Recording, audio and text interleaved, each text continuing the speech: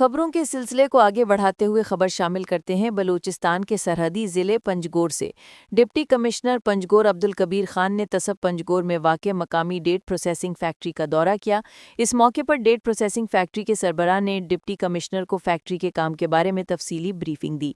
Deputy commissioner ने खजूर factory के मुख्तलिफ शोबाजात का मुआयना किया, जहाँ जदीद मशीनरी के जरिए खजूर की प्रोसेसिंग की जा रही थी और मुख्तलिफ अक़साम की खजूरें तैयार की जा रही थी।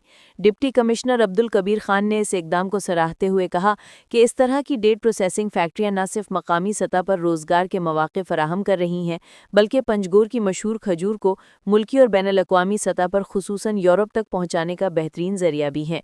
उन्होंने मकामी फैक्ट्री की काविशों को एक मुस्बत और हौसला अफजा कदम करार दिया, जो पंजगोर की मईशत और शनाख्त के लिए निहायत अहमियत का हामिल है।